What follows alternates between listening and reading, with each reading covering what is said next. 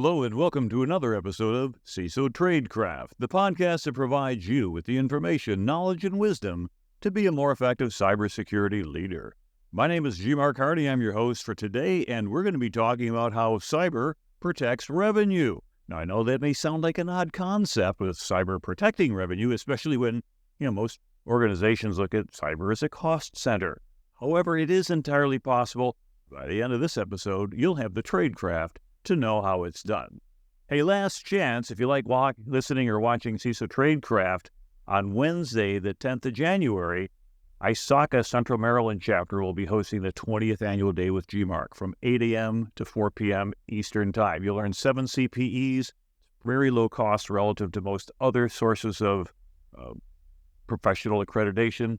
It works for SAN certs, for ISACA certs, for ISC Square certs. They're certified and works pretty well. So it's a great way. How do we find out? Go to CISOTradecraft.com/ISACA, ISACA. Sign up there. There's still a few seats left, and what a great way to go ahead and start your year out with a whole bunch of CPEs. Okay, so let's go back to our show and talk about what we really want to talk about today, which is how organizations can enhance their operational resilience. Now remember, if the business is making money, then the business can afford to pay for cybersecurity. And if the business isn't making money, then it'll probably do everything it can to survive, including cutting cybersecurity. So how do we ensure that the business profits are protected? Now, to answer that question, we're going to do a deep dive on the Operational Resilience Framework, or ORF, version 2, which comes to us from the Global Resilience Federation. We'll have a link to them in our show notes, but their website's pretty straightforward, www.grf.org/ORF. Now, the vision of the ORF is to reduce operational risk, minimize service disruptions, and limit systemic impact from destructive attacks and adverse events. It was created by a task force of distinguished professionals, and most of the task force professionals are from the financial sector, which is the most regulated sector in the cyber industry. And members hail from companies like MasterCard, S&P Global, Citi, and others. Even one of our CISO Tradecraft podcast guests, Sunil Yu, has contributed to that effort. So let's ask, what does it mean to be resilient? Resilience is the ability and capacity to withstand systemic shocks and adapt to emerging risks.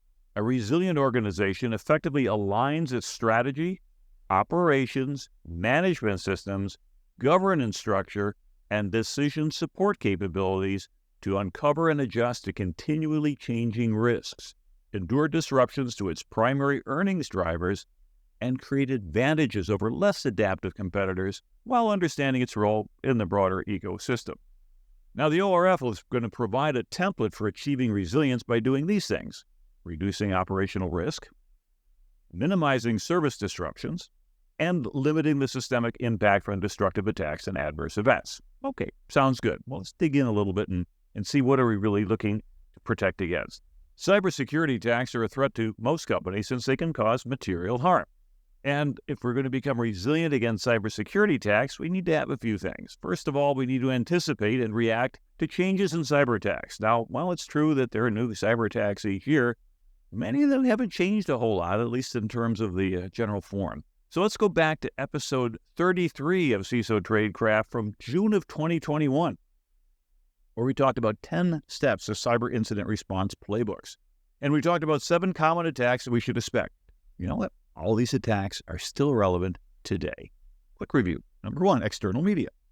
Get an alert. Identify someone plugged in a removable USB or an external device. Now, hopefully you block this now automatically, right? Number 2, the attrition. The alert identifies brute force techniques to compromise systems or networks or applications. For example, attackers trying thousands of passwords or doing password spraying, trying to get into some account. Be able to detect and respond appropriately. A web attack. Web app firewall will show, let's say, a SQL injection attack conducted against your website or web-based application. Again, seeing these still. Email compromise. A user reports a phishing attack with a malicious link or attachment. We're still getting tons of these things. I don't know about you, but I've seen an awful lot that look like DocuSigns, and they're not. And so be very careful also to help your users understand these things. Number 5, impersonation. An attack that inserts malicious processes into something benign, like a rogue access point found on your company property. Now, also going to see impersonation take place in another form, where you're going to have a hide, making it look like it's your executive, business email compromise, etc. Right now, we're talking about devices that are in your enterprise that are trying to pretend to be something that they're not. Improper usage, attacks stemming from a user violation of IT properties and policies, right? When someone installing a file sharing software on a company laptop, or having a remote control thing like a log me in. Hopefully none of that. And then last one is physical loss or theft of a physical device. For example, you lose your luggage containing a company laptop. These 7 problems, which we identified 2.5+ years ago, still persist today. And this past year in 2023, 2 types of attacks became highly successful for bad actors. One is the social engineering of help desks to reset account passwords. Why bother to hammer away and try to brute force or password spray when you can just call up the help desk and say, "Hi, I am Joe the admin, and I need my account password reset." Bing! I mean, that's what crept up some of the Vegas casinos. The second attack was bad actors targeting identity and access management. Companies like Okta had major breaches, unfortunately, which allowed bad actors to overcome some of the MFA defenses. Now, given all of these attacks, we just don't want organizations to survive them. We want to be able to evolve past them. Now, resilience, as we mentioned earlier, is essentially the ability to take a hit and keep on going. That's similar, but not quite the same, of another concept you might have heard called antifragile. Now, it's coined by the author Nassim Nicholas Taleb in his 2012 book, Antifragile, Things That Can Gain from Disorder. And he writes, "Some things benefit from shocks. They thrive and grow when exposed to volatility, randomness, disorder, and stressors, and love adventure, risk, and uncertainty. Yet in spite of the ubiquity of the phenomenon, there is no word for the exact opposite of fragile. So let us call it antifragile. Antifragility is beyond resilience or robustness. The resilient resists shocks and stays the same. The antifragile gets better." What's an example? How about lifting weights? When you do weight-bearing exercise, you're going to cause micro tears in your muscle tissue. Now, normally you'd think that would be a bad thing. However, our physiology is such that when our muscles repair themselves, they gain a little more strength. And thus, over time, with proper exercise and nutrition, we can gain strength through the act of, causing a lot of small damages. Now, is there a cyber equivalent? I would argue yes. Consider, go back to classic antivirus software. Each time a new sample of malware is detected, it's captured, analyzed, the signature is added to the tool, and then the databases are updated, and now you're resistant to that. Now, granted, you don't want to be the only entity taking hits from all these new attacks, but this overall system and the ecosystem gains strength as a result of taking hits and improving defenses. Now, your challenge as a security leader is to inculcate that same attitude in your teams. Instead of a successful attack being a cause for angst, lost bonuses, maybe firings, encourage your people to improve defenses by, adding defense to that attack to their playbook. And yes, you do take hits over time. Nobody bats 1,000, but you're going to get better over time. Like the NIST cybersecurity model, it would be best to protect 100% of the time, but since that's not realistic, we work on the detect, respond, recover side of the model to build resilience. Now, consider that a business's ability to respond and overcome adversity circumstances while operating is the difference between business disruption and business continuity. Consider that a business's ability to respond to and overcome adverse circumstances while operating is the difference between business disruption and business continuity. Going back to the Operational Resilience Framework, remember ORF, it offers the following for those who choose to implement it. Utilizing the ORF and its accompanying maturity model, organizations can gain a comprehensive understanding of their business-critical and operational-critical services. Map out the systems and processes supporting these services. Develop resilient systems that deliver operations-critical services in pre-designed impaired states during a crisis, and effectively test resilience plans both internally and with external stakeholders. Those are some worthwhile goals. Now, since you can't protect what you don't know and understand, let's start with some foundational principles. The ORF outlines a 7-step path to operational resilience. Number 1, first, you should implement industry-recognized risk management, information technology, and cybersecurity control frameworks. Now, don't invent your own. I don't care how smart you are, but when so many people out there have created things like NIST and ISO, it spells this all out for you. Instead, use those industry best practices to perform self-assessments at a minimum. The problem with rolling your own, of course, is that if you ever do have a problem or a breach, and breaches happen, somebody from the outside comes in and they're going to say, hey, no matter how smart you thought you were, you probably should have used something that was written by somebody else. So there's a little bit of protection in that for you as well. But if you're going to use these industry best practices to organize your defenses or even do self-assessment, you're going to need some executive sponsorship. Why? Because the CIO can task IT developers a lot more easily than the CISO, since developers are accountable to the CIO, but rarely do they report to the CISO. And finally, don't forget about establishing good governance structures. You need to document policies, procedures, and other mechanisms to follow. And that way, if the CIO or some other executive leaves, the change isn't temporary. It survives. And then that becomes part of the organization's DNA. So the first one we're going to do, industry-recognized frameworks. Number 2, second step, understand the organization's role in the ecosystem. Okay, well, what do I mean by that? The inventory of business services must be documented. All right, fine. Sounds like a government document, right? It's all passive voice. But the idea is, let's change it. You must document an inventory of business services. What is it that you do that contributes to the company's revenue in the IT role? And if we're doing things that aren't contributing to revenue, that aren't helping the organization, maybe we just need to stop doing it. And if it is contributing to the organization's revenue, we really need to protect that. And so how do we go ahead and prioritize? These business services must be designated as operations critical, business critical, or all other services. Now, not everything's going to be treated the same. You might have 5,000 applications, but only 200 are critical. Then those are the ones you prioritize. Customers, partners, and counterparties must be identified and grouped by common characteristics relevant to service delivery prioritization.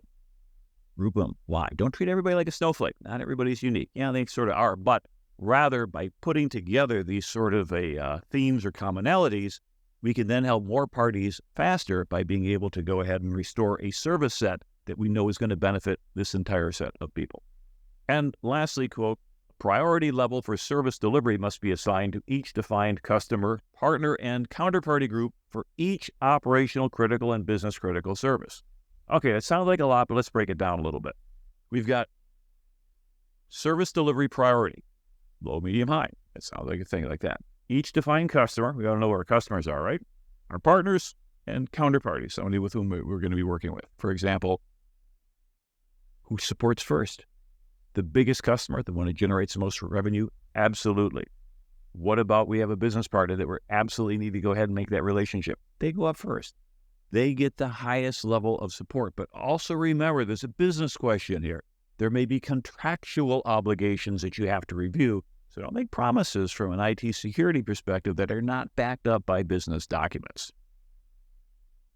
Now, after we've gone ahead and selected our framework, number 1, and understand our role in the ecosystem, number 2, we're going to, on the third step, define the minimum viable service levels for each operations critical and business critical service. Now, to do so, we're going to identify the internal processes that support service delivery and enumerate the types of service disruptions, regardless of root cause, that might impact these critical processes. Now, note that what is critical for one customer may not be as important for another, so this is not a monolithic exercise. Remember in the previous step where we assigned a priority level for service delivery for each customer, partner, counterparty? That's a level of granularity you need to ensure that you can reflect the business priorities when operating at less than 100% capacity. Remember, we're not talking about instantly restoring all possible services. We're identifying what's the least we could get away with for some period of time and not lose our customer or violate our service level agreements. Now, the fourth step in the ORF is to establish service delivery objectives for each operations critical and business critical service. Let's dive into this because now we're starting to actually see stuff. To define objectives for service delivery, you're going to start by establishing target operational service levels, or in other words, what technology capabilities are necessary to achieve the business objectives. We can look at people, process, technology, vendors, suppliers, but this is the part of the model when we change our focus from purely business objectives to include technical requirements. Next, we'll define service delivery objectives for each operational critical and business critical service. Ask if they're achievable. For example, if the business offers to have services restored in 4 hours, and the IT department knows it takes 12 hours to restore from tape backups, there's a disconnect. So level set these expectations. Then consider minimum viable service levels required by customers, partners, and counterparties, and identified service dependencies. Okay, what do I mean? Here's an example. The Acme Corporation usually will process 20,000 customers' transactions per hour. However, it has a service level agreement to perform at least 15,000 transactions per hour. If you do 20, good on you. But you're guaranteed to do 15. But during a severe incident, you might have a degraded capability that will be able to do only 9,000 transactions per hour. And we might put that in our contract as well as a form of a service level agreement saying, oh, not everything is perfect, but in degraded conditions, we might do that. And when we think about minimum viable service levels, we go beyond just, is it up or is it down, discussions to defining these incremental capabilities. This is a shift from incident response, which is get them all back up and running, to operational resilience, which means what does it take to keep going even while you're taking a hit. Now, we can define multiple levels of service. So unrestricted operations, as we defined, are 20,000 an hour. Our standard SLA, service level agreement, will be 15,000 an hour, and our minimum viable service level may be 9,000 an hour. Okay, fine, great. But what happens if our capacity goes even below that? We have to prioritize and do it in advance of who gets what. For example, customers A and B may be high priority and customer C may be lower medium priority. If the minimum viable service level for each is 3,000 per hour and our capacity gets reduced to 6,000, guess who's not getting their transaction service? The low to medium priority customer C.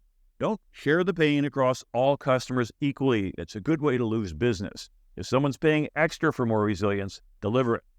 Now, note that even your cell phone carrier will likely throttle your data beyond a certain point unless you're a higher paying business customer.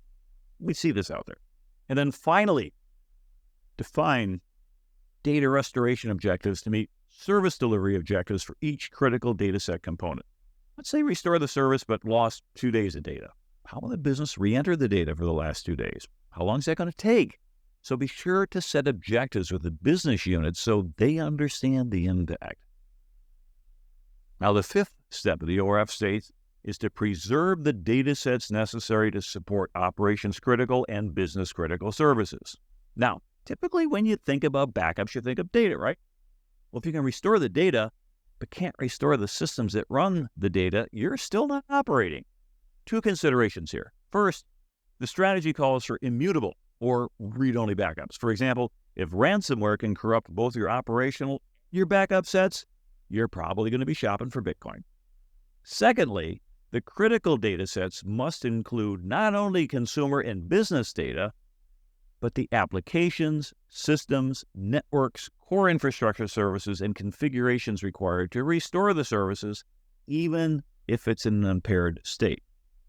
Do you have your Active Directory backed up in an immutable form? Now, if you read up on how Maersk dealt with NotPetya, you'll see the spectacular implications of potentially losing your global AD.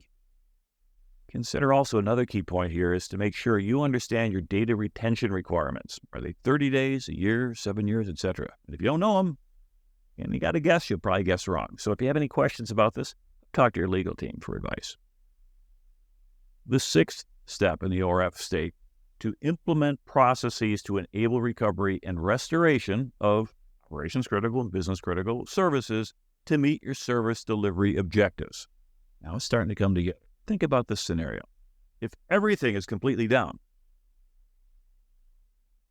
what systems do you have to bring back first? What system dependencies are there? It might seem like bringing back the CRM tool is key, but if no one can authenticate to log in, that service is still disrupted. So remember, incident response plans must be reviewed at least annually. An update is required to address the risk of disruption or impairment to operational critical and business critical services. We're hearing that a lot now. When you update your IR plans, be sure to consult with your legal team because they can help you craft language that will protect the organization.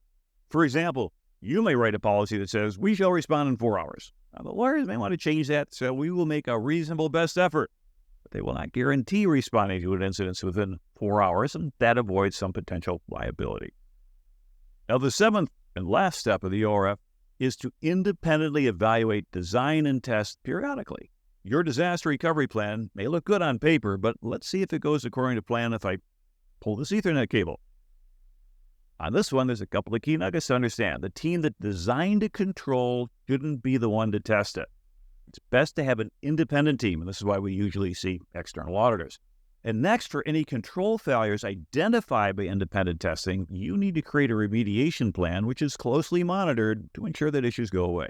If you log issues on a risk register that don't go away and you have a remediation plan that says they do, then you're just creating legal liabilities for the organization. Finally, don't forget to compare your organization against best practices in your industry. The industry average is to restore in 7 days, but it takes you 30 days. You're not going to be on high ground when the regulators take a look at your documents. Okay, wow. We hope you've enjoyed learning how to operationalize resilience from us here at CISO Tradecraft and the Operational Resilience Framework. Remember the 7 steps. Number 1, implement industry-recognized risk management, information technology, and cybersecurity control frameworks. Number 2, understand the organization's role in the ecosystem. Number 3, define the minimum viable service level objectives for each operations-critical and business-critical service. Number 4, establish service delivery objectives for each operations-critical and business-critical service. Number 5, preserve the data sets necessary to support operations-critical and business-critical services. Number 6, implement processes to enable recovery and restoration of operations-critical and business-critical services to meet your service delivery objectives. And then number 7, independently evaluate, design, and test periodically. Now, here at CISO Tradecraft, we create weekly podcasts, as you know, to help our listeners increase their knowledge on cybersecurity. Now, if you love learning from us, try hiring us for some consulting services. CISO Tradecraft has a variety of virtual CISO services that we can offer, such as helping you create or update your cybersecurity strategy, leading tabletop exercises with executives to simulate how your organization would respond to a cyber attack, performing process improvement activities to fix processes that need improvement, such as third-party procurement, vulnerability management, or third-party risk assessments. And additionally, we also perform custom coaching to help you become a stronger CISO. If any of these items are something you'd like to outsource or get help on, reach out to us by going to CISOTradecraft.com and leave us a comment or contact us privately on LinkedIn. So thanks again for listening to us. If you want to learn more, take a look at the link to the ORF in the show notes, and wish you the only best in your CISO Tradecraft. Remember, if you find this episode helpful, share it with your friends and colleagues. And also, if you'd like CISO Tradecraft to help your organization with any consulting services, give us a call. Thanks again, and until next time, this is your host, G. Mark Hardy. Stay safe out there.